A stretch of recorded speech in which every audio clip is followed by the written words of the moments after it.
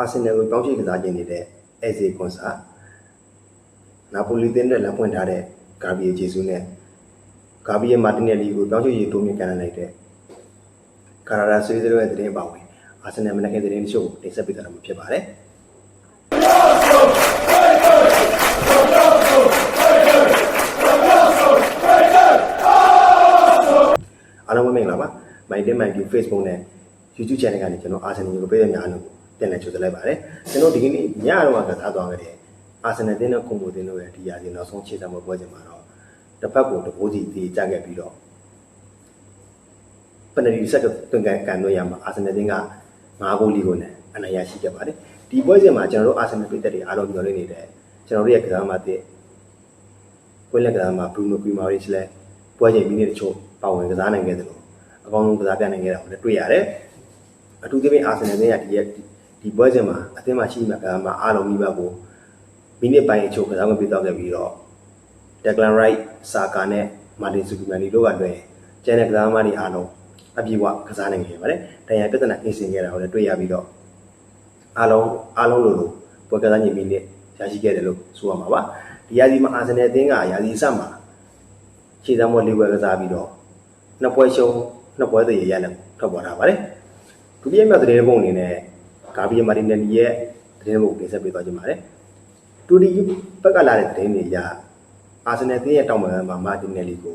ကာရာရာစပီတင်ကယူရို45တန်းနဲ့ထပ်မံတိုးမြင့်ကန်လန်းလိုက်ပြီးတော့ဒီကန်လန်းချက်ကအာဆင်နယ်အသင်းစီကိုတရားဝင်လန်းထားတာဖြစ်တယ်ဆိုပြီးတော့လည်းဖော်ပြနေကြပါတယ်။အာဆင်နယ်အသင်းရဲ့တောင်ဝန်ရှိသူတွေကတော့လက်ရှိမှာတော့ဘာမှအကြောင်းပြန်တာမရှိသေးဘူး။ဒါပေမဲ့သူတို့အသင်းသတ်မှတ်ထားတဲ့တောင်းချင်ကြီးပေါင်တန်း90မိပါတီမြောက်သေးတာကတော့သိကြပါတယ်။အာဆင်နယ်အသင်းရဲ့တောင်ဝန်ရှိသူတွေကဒီကမ်းမှာအတွက်အနည်းဆုံးယူရိုတန်း90လောက်တိုးချင်နေပြီးတော့ကာရာရာဆွေးသင်းကတော့ပထမဆင့်ကန်လန်းချက်ယူရိုတန်း40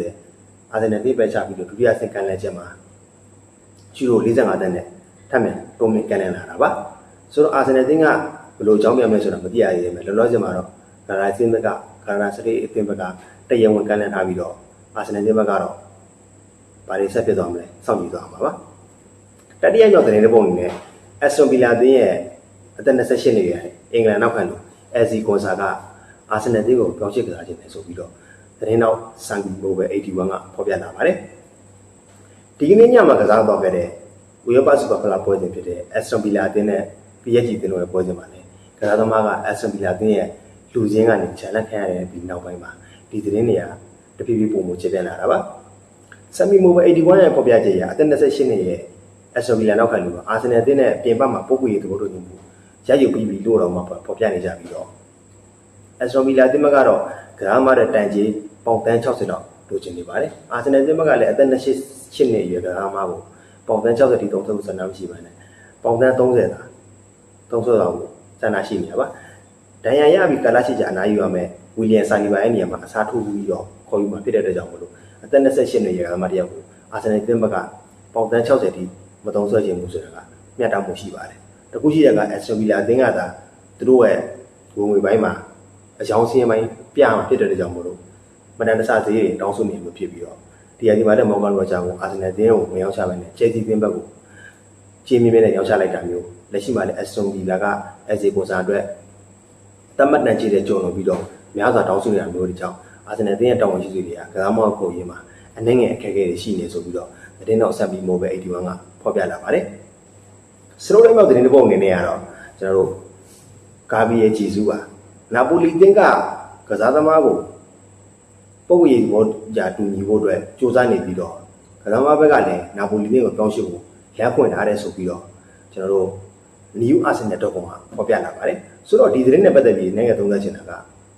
ကစားသမားကဒီရာဒီမှာအာဆင်နယ်တင်းမှာနေရာမရနိုင်ဘူးဆိုတော့သိတယ်ဒီပြအာဒီတာကလည်းကစားသမားကိုကောင်းမွန်တဲ့ကံလန်းမှုတွေရရင်ရောင်းချသွားဖို့အသင်းတောင်းဝန်ရှိသူတွေကိုပြောဆိုထားပြီးတော့ကစားသမားကလည်းသူ့အတွက်ပုံပေါ်တက်ခွင့်ရမယ်အသင်းတစ်သင်းကသာဒီရာဒီမှာကောင်းမွန်တဲ့ကံလန်းချက်တစ်ခုနဲ့ကံလန်းလာမယ်ဆိုရင်သူရရှိနေတဲ့လားစာကိုပါလျှော့ယူပြီးတော့စဉ်းစားသွားမယ်ဆိုပြီးတော့ New Arsenal.com ဖော်ပြလာပါတယ်။ဂါဘီယေဂျေဆူးကလက်ရှိမှာအာဆင်နယ်ထဲမှာတပတ်ကိုပေါင်2,900ရရှိနေတဲ့ကစားမတစ်ယောက်ဖြစ်ပြီးတော့ဒီပြအာဆင်နယ်အသင်းရဲ့ဒီပြအာဒီတာနဲ့အသင်းတောင်ရှိသူများတဲ့အများစုကလည်းကစားသမားရဲ့လားစာပိုင်းအသင်းရဲ့ widget structure ဘိုင်းကိုရှော့ချခြင်းနဲ့ဖြစ်တဲ့ကြောင့်မို့လို့ ကာဗီရဲ့ဂျေဇူးနော်ကျွန်တော်ဖေဘီယိုဘီယရာမာတင်နယ်လီရီနစ်ဆင်စားတဲ့ကစားသမားတွေကိုအယောင်စင်းတင်ထားပြီးတော့ကောင်းမွန်တဲ့ကမ်းလှမ်းချက်တွေရရင်အသင်းကနေဒီရာဒီမှာကြောင်းထုတ်သွားမှာပါနောက်တဲ့သတင်းပုံတွေနဲ့ကျွန်တော်တို့အက်တလီတီကိုမက်ဒရစ်တင်ရဲ့တိုက်စစ်မှုကျူလီယန်အဲဗာတက်ပါဒီမနေ့အစောပိုင်းမှာမနေ့ကအစောပိုင်းမှာပေါ့နီးပြဒီကိုစီမီနီနဲ့ကစားမနဲ့တိုက်ရိုက်ဆွေးနွေးခဲ့တယ်ဒီကိုစီမီနီကတော့ကစားမဘက်ကိုရှင်းရှင်းလင်းလင်းအတည်ပေးထားပြီးတော့ဘာစီလိုနာအသင်းကိုလုံးဝရောက်ချက်တော့မဟုတ်ဘူးဆိုပြီးတော့ကစားမဘက်ကိုအတည်ပေးထားတယ်ကစားသမားကလည်းဒီရာဒီမှာအသင်းကနေထွက်ခွာခြင်းတဲ့အကြောင်းအသင်းဘက်ကိုပြန်လဲအတည်ပေးလိုက်တယ်ဆိုပြီးတော့ဒဇန်မှာဖော်ပြလာပါတယ်ဆိုတော့အာဆင်နယ်တင်းကကစားမကိုစိတ်ဝင်စားနေတဲ့အညီသူတို့ကတော့ဘာစီလိုနာဘက်ကိုလုံးဝရောက်ချက်မှာမဟုတ်ဘူးထွက်ချင်တခြားအသင်းကိုထွက်ဆိုတဲ့သူကမျိုးလုပ်လာတာဖြစ်တဲ့အတွက်ကြောင့်မို့လို့အာဆင်နယ်တင်းကတော့ကစားမကိုခေါ်ယူရေးမှာပို့ပြီးတော့အခွင့်အရေးရှိလာပြီဒီနေရာမှာစောင့်ကြည့်ရမှာကအန်ဒရီဘာတာဒီကစားမကိုသူကိုယ်တိုင်ကျွန်တော်တို့မန်စီးတီးကနေခေါ်ယူလာတာဖြစ်တဲ့အတွက်ကြောင့်မို့လို့ဒီတစ်ချိန်မှာရောအာဆင်နယ်တင်းကိုပြန်လဲခေါ်ယူလိုက်လားအင်္ဂလန်ကိုနောက်တစ်ချိန်ပြန်လာဖို့ဆန္ဒမရှိဘူးဆိုတဲ့ကစားမရဲ့ဆန္ဒကိုဒီတစ်ချိန်မှာရောအန်ဒရီဘာတာအာဆင်နယ်တင်းဘက်ကိုပြန်လဲရအောင်လှုပ်ဆောင်နိုင်မလားဆိုတော့ကျွန်တော်ဆက်လက်စောင့်ကြည့်ရမှာပါ